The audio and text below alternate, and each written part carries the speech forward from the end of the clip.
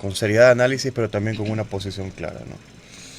Vamos a tener 20 minutos prácticamente y quiero aprovecharlo antes de tener vamos a tener el día de hoy al señor economista Roberto González, presidente ejecutivo del Banco del Pacífico.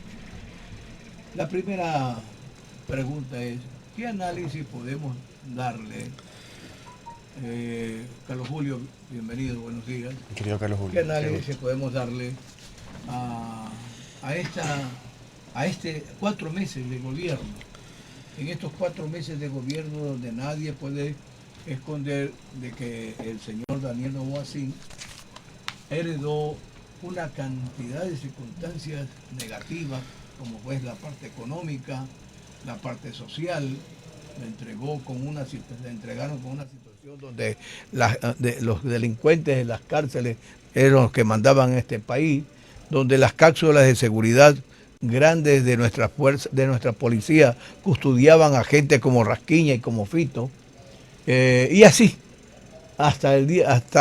igual sucede con los apagones que comenzaron con Lazo. ¿Qué, qué lectura tiene de esto, doctor Luis Eduardo Franco? Sí, yo creo que sencillamente cuando recién Noboa comienza a adoptar en la palestra política un protagonismo, siendo candidato a la presidencia del Ecuador, a través de su discurso que se manejaba de una forma técnica, novedosa, incluso en ciertos asuntos también un poco reservado para hablar. Bueno, él mostró una posición pro país, ¿no? Él decía que no era anti nada, era pro país, que quería manejar las cosas de una forma técnica y se mostró y se puso en una posición de algo así como una tercera vía entre el anticorreísmo más radical y el correísmo radical para solucionar los problemas que usted apunta, problemas técnicos en el campo del sistema de educación pública, en el campo, por supuesto, del sistema de seguridad ciudadana que hoy nos aqueja tremendamente y de una crisis energética que, como usted bien apunta, son problemas heredados, pero que un candidato a la presidencia de la República que tenía y sabía que tenía un periodo corto, que tenía que responderle al país en mediano y corto plazo, nosotros no hemos visto ningún tipo de respuesta o de inicio a una política alternativa a la que ya hemos visto con los presidentes Moreno y Lazo. O sea, es decir, se siguen utilizando las mismas maniobras politiqueras, los mismos argumentos de radicalización del oponente, sin visibilizar mejoras desde el punto de ¿De vista qué técnico. maniobras, de qué maniobras al oponente estamos hablando? Por ejemplo, en el campo en el tema de la consulta popular, a través de diferentes voceros, incluso el presidente lo ha dicho también expresamente, Ujú. él ha dicho que todos quienes se oponen a la consulta resultan ser terroristas o que tienen intereses con bandas narcodelictivas. Y esto es radicalizar el discurso político.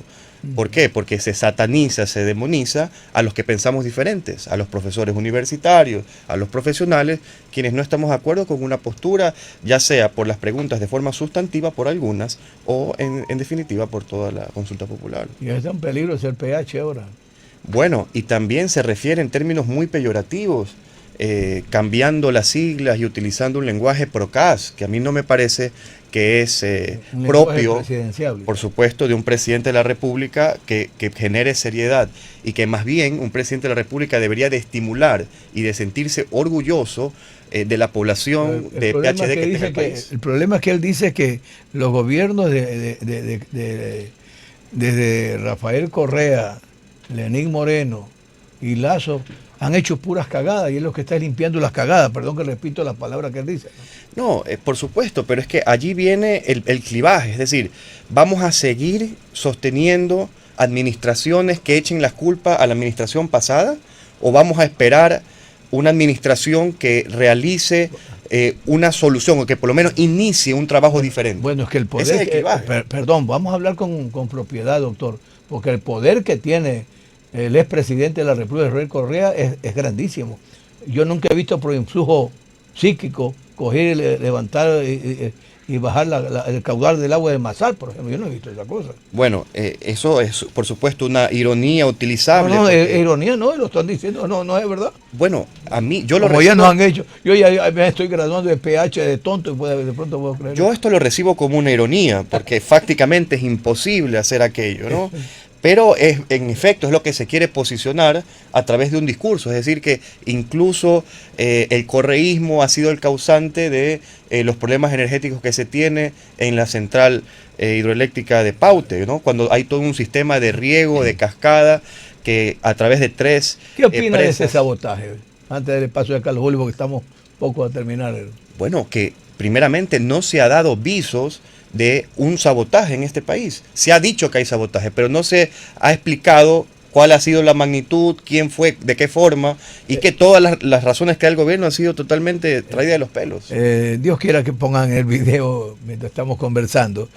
El ministro o el secretario de Comunicación, Roberto Izurieta, gracias Carlos Julio, Roberto Izurieta, dijo de que habían abierto las compuertas de Mazar. Viene el gerente de ese organismo y dice que esa represa no tiene compuertas, sino vínculo continuo, que yo sí conozco de eso, hay entre represa y represa para que el agua que escapa de una parte vaya a la otra represa y así. ¿Y esto qué muestra? Esto muestra falta de seriedad, demuestra improvisación, demuestra que por fines electoreros hay un gobierno que quiere sortear los problemas del país, no importa si pero que no ataca los problemas. No importa si del se manda la roca posiblemente a la ministra Arrobo.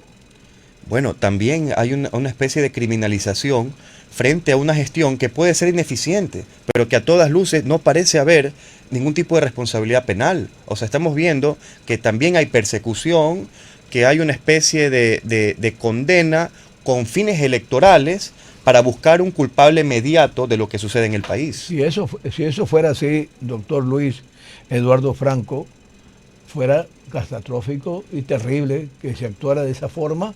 Estaríamos pensando también que lo mismo sucedió con la vicepresidenta, o con la vicepresidenta, iba a decir la vicepresidenta del Ecuador, porque ya no sé si es vicepresidenta o qué, o es embajadora o subembajadora, la verdad no sé.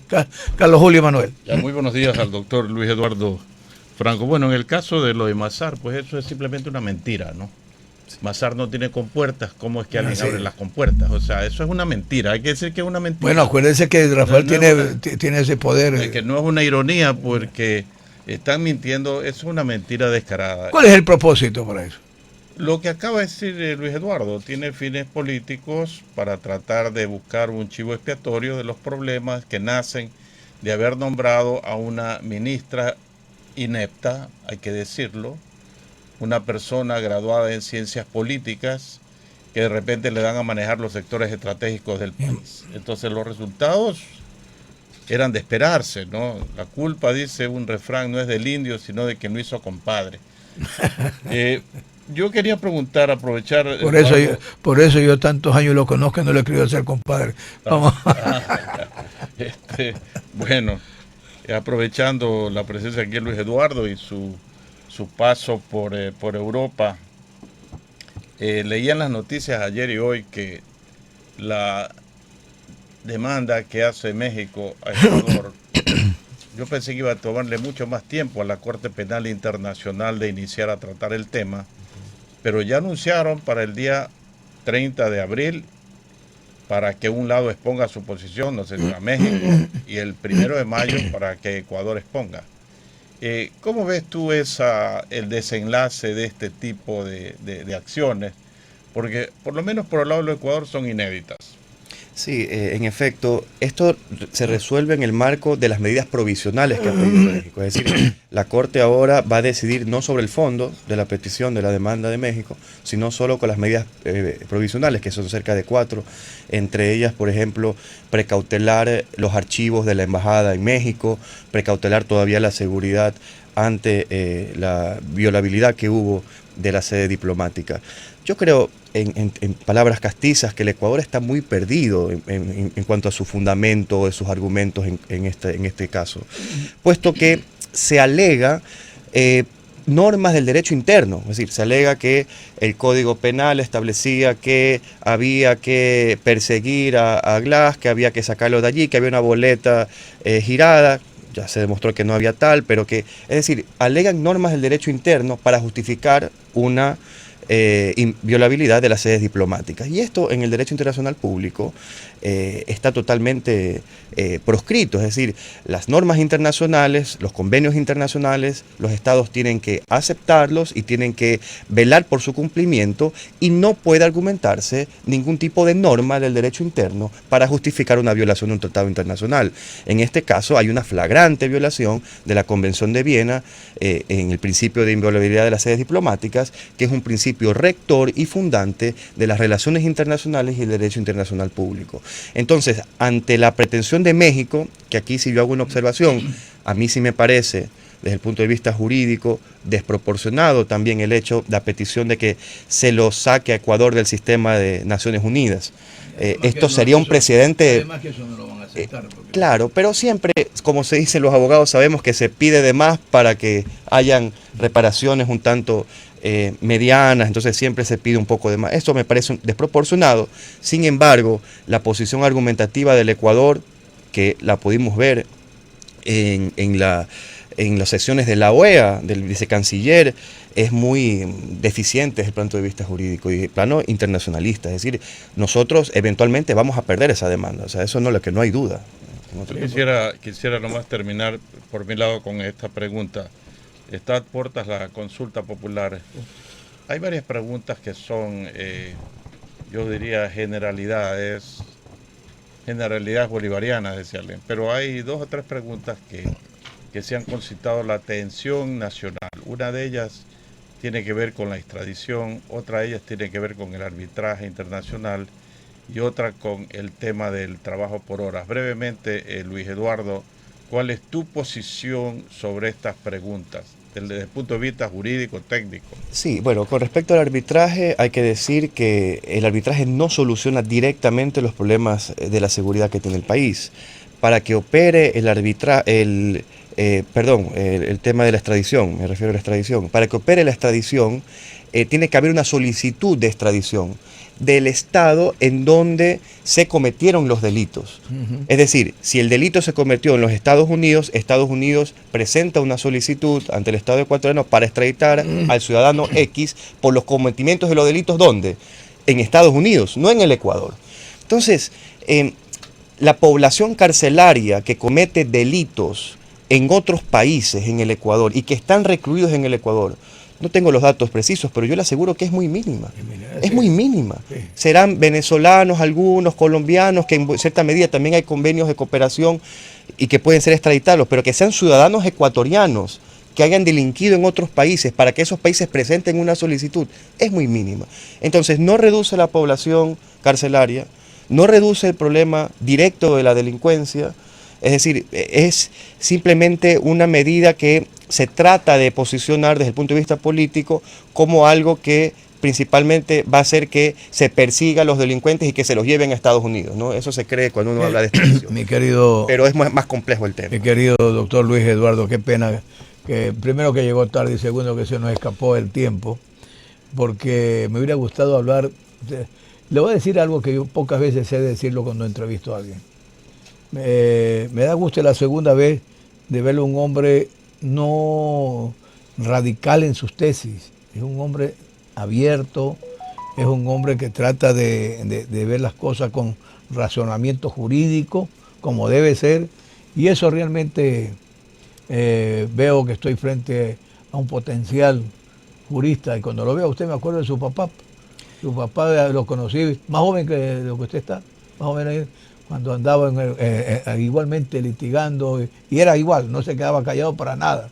Yo esperamos que no sepa ahora, tampoco se queda callado ahora. Bueno, sí, un poco no, pero bueno, esto da el ejercicio de la academia, es decir, el profesor universitario tiene que someter los problemas y argumentar, analizar de bando y bando. Como debe ser, ¿no? Y claro, tratando siempre, las ciencias sociales siempre se toma postura, pero tratar de ser mesurado en las apreciaciones. No radicales. No puede haber radicales, ni fundamentalismo. Qué bien, eso exacto. Bien, vamos a irnos a un pequeño corte comercial, le agradecemos, gracias. Ya me dicen que tenemos al señor economista Roberto González, presidente ejecutivo del Banco del Pacífico, lo tenemos ya en la antesala. Bien, nos vamos a ir a un corte comercial y venimos inmediatamente con ustedes en más Encuentro con la Ciudadanía. ¿Cuántas gente tenemos conectados, por favor, para saludarlos? 418. ¿Ah? 422. Queremos saludar, eso es solo en TikTok. Solo en TikTok. Ahí está en TikTok. Queremos saludar solo a la gente que está en TikTok, igual a la gente que está en YouTube, la gente que está en Instagram, la gente que nos ve y nos escucha a través de las ondas hercianas de Radio Águila, Radio La Verídica y Canal Águila TV. Nos vamos a ir a un corte comercial. Ah, va a saludar. Salude. Saludar a algunos amigos de TikTok. Un saludo muy especial a Luis Reyes, Gabriela Paredes, Lisa Pérez, Pedro Crespo y María Zambrano, que también nos comentaron que excelente entrevista la del día de hoy. Lo felicitan por el gran programa que tiene en Encuentro de la Ciudadanía. Gracias a ellos. Bien, vámonos a un corte comercial inmediatamente y venimos con nuestro segundo invitado.